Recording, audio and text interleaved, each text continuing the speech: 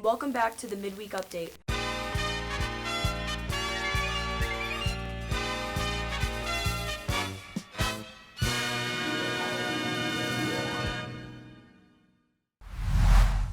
Hey Mepham, welcome to Midweek Update, Rob and Bickom edition. Rob, what are we doing out here instead of in the control room? The viewers loved our segment so much that they were demanding that we host for an episode. I'm pretty sure they weren't, but whatever you say. Well, either way, we're here now with more about remote students and a look at life at Mepham for a substitute teacher. This and more as we take a look at what's going on this week on Midweek Update. I am James Bickom. And I'm Rob. Wait, your first name is James? Yeah, it is. Oh, to be honest, I totally thought it was just Bickom. Anyway, I'm Rob Caminetti, and welcome back to Midweek Update, the B&B show that brings you closer to the people and places in and around the Mepham community. So last episode we covered how some students and teachers have been handling online learning, but that's a story that keeps going on throughout the year, right, Rob? To be honest, I don't even remember seeing that story. That's because you were too busy pointing out your next move in our chess game. I still beat you, so it was worth it. Well, B&B's Haley Hepworth got another look at what this year has been like so far for some students and teachers. A school divided. Hybrid learners, virtual learners, and fully in-person learners. This school year has been anything but normal. With teachers and students going in and out of quarantine, no one can predict what tomorrow will bring. It's hard when you're gauging your attention towards an audience in front of you to then also make sure to turn back to the camera. So it's definitely not a perfect system, but I think all of us are getting better at navigating it. For many, like social studies teacher Miss Dennis, it's been a struggle to navigate the virtual landscape. I think as the year is progressing, it is getting easier to navigate through some of the technological issues that develop. I think our students have been really adaptable and are super supportive and understanding when things don't work or don't go correctly, and even offer assistance when they need to help us make it work. And the students, like sophomore Nicholas DeResta, have felt the same way about their teachers. I think that the teachers adjusted fairly well because they kind of have a grasp and over all of the students remote or in person, and they try to incorporate it the best that they can. Virtual learners like sophomore Sam Nadler think that their teachers have done a great job of being inclusive and accommodating to their at-home needs. My teachers post online lessons for those who are on the computer learning, and I think that it's easy for us to do it. For some of my teachers, they do slideshows and interactive documents and PDFs that you can edit using online PDF editor. Sam and Nick are in Miss Dennis's 5th period AP seminar class, a unique course with unique challenges. I think most of my schedule are those unique classes. So for example, in EP seminar, we do presentations and teamwork. That's all a part of their AP assessment. So in the beginning, our first thought for Mr. G, Ms. Stack, and I was, how do we make this work?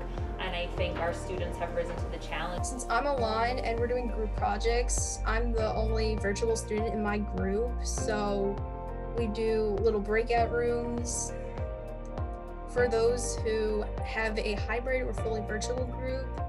And although it's a little difficult to work on a group project when you're at home and the rest of your group's at school, but we make it manageable. We can make it work.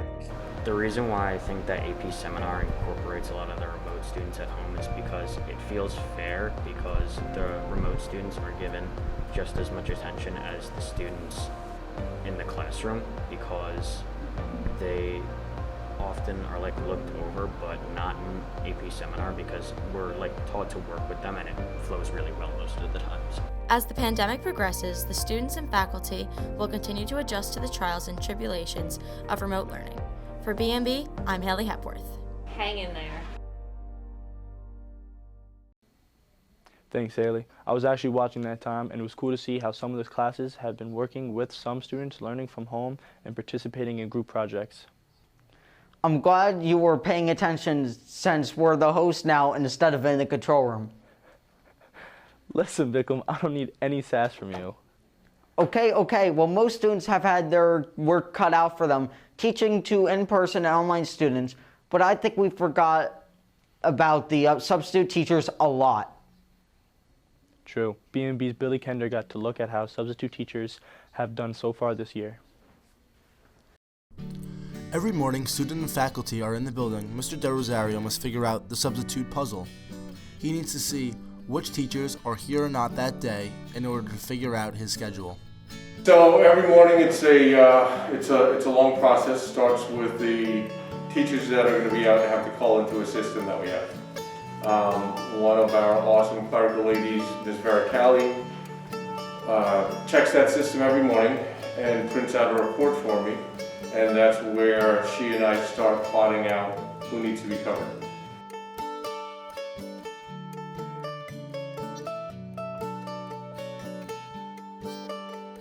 So when you get your schedule in the morning, there's usually a sub-plan, they call it, and it basically lists all the periods that you're working and what each class is assigned to do for that day, whether it be check that Google Classroom or the actual assignment.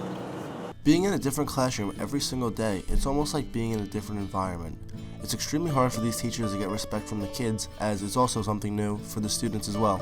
Behavior definitely changes. We have, when you have a sub in the classroom, you have a different report than you would with your regular teacher. So you're going to see what you want to get away with. And some students, not all, but some students will test the sub and determine whether or not they could get away with certain things. But overall, I have to say the kids at Mepham do respect the adult that's in the classroom, and they know that the subs will always report back to the regular teacher in case there are any behavior concerns. Yeah, it's probably a little different walking in as a sub. For me, I've been here for 3 years, in my third year, so the kids kind of know me now.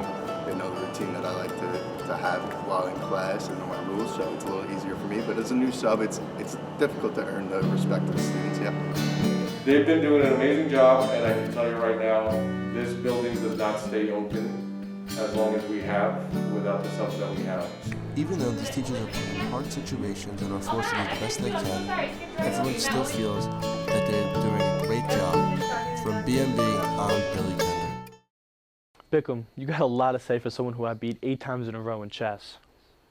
Banter about chess game. And you still don't know about the lines you don't have to read. You guys know we're still rolling, right? Hey, go trash it up. Thanks, Billy. Substitute teachers have been a really important part of keeping our schools open this year.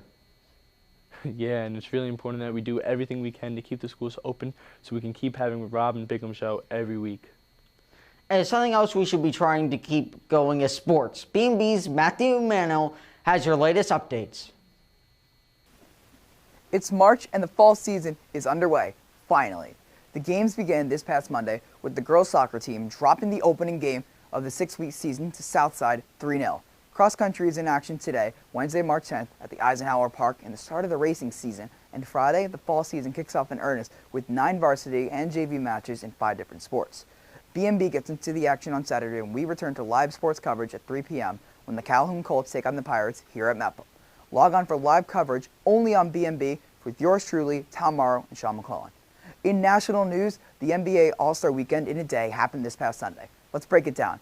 Sabonis won the skills contest, Curry took over the three-point contest, and all we care about regarding the dunk contest is that Obi Toppin got robbed. Trust me, he got robbed. The NFL free agency looms large in the football world. Dak Prescott got signed to a $160 million mega deal. The Patriots traded for Trent Brown, finally bolstering their offensive line, and 4 big names got franchise tagged. Allen Robinson, Chris Godwin, Marcus May, and Leonard Williams. That's all from me. I'm Matt Manno. Now back to Rob and Bickom in the studio. Thanks, Matt. As a new sports season begins, be on the lookout for B&B's coverage of football and soccer games in the next few weeks on our YouTube channel. I think the viewers would know that the coverage will be on our YouTube channel since they're watching this on the channel right now. Bickom, you are being so sassy today. I'm just trying to make sure the people know where to look. And another thing going up on our channel soon is our next special, A Year in Remembrance, which will be up on March 14th. Roll it! Have a great day, Mepham.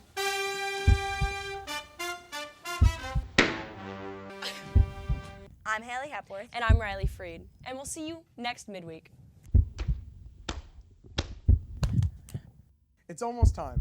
Next week, B&B will be competing in the STN competition in DC. We will be competing in all different kinds of events and competitions. And next week's morning announcements will be coming straight from DC, so stay tuned. The rate of infection is going up. It is spiking. The apex is higher than we thought, and the apex is sooner than we thought. Welcome to the B&B Coronavirus Shutdown Update. Hi, I'm Eva Scheffler, and this is your B&B Coronavirus Report for Friday, March 20th. We remain deeply concerned about New York City and the New York metro area. We just found out that school will be closed until April 20th, which is a significant change from the date prior being April 1st. And I'm giving you a report for your coronavirus shutdown for Tuesday, March 24th. And this is the 7th day that we've missed classes. The rate of increase has gone up. The workload, I have to say, has been pretty heavy, and every day it just seems like I'm getting more work piled on top of more work.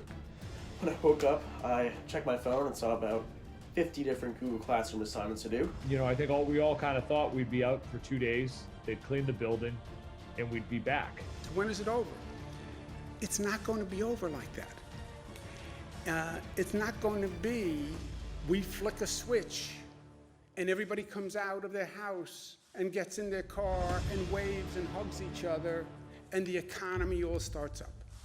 You can look at a date, but you got to be very flexible and on a literally day-by-day and week-by-week basis. The world of sports is just another victim in the domino effect we are seeing from the sweeping coronavirus pandemic. In just a matter of days, leagues from around the world have been shutting down, canceling seasons, and banning fans. This week, the damage of the U.S. sports world has been hit and hit hard. And what we don't have right now, that we really do need, is we need to know what's going on in those areas of the country where there isn't an obvious outbreak. But the real thing is coronavirus is really taking over. I just don't see a whole lot of business transactions going on around here. And I remember getting so worried, and I showed my science teacher at the time, and I was like, look at this virus. And he was like, don't worry about that. It's gonna die out by the time it comes overseas. Don't take anything for granted. I do not take walks outside. I refuse to go outside because I'm scared of getting it. I remember getting on the plane and sitting next to this couple who took out every kind of Clorox, disinfectant, wipe cleaner. They cleaned everything. They were wearing 2 different masks. I legitimately thought they were from they were pandemic survivors from some outbreak movie. I couldn't believe that a month later we'd be doing the exact same thing in Bellmore-Merrick.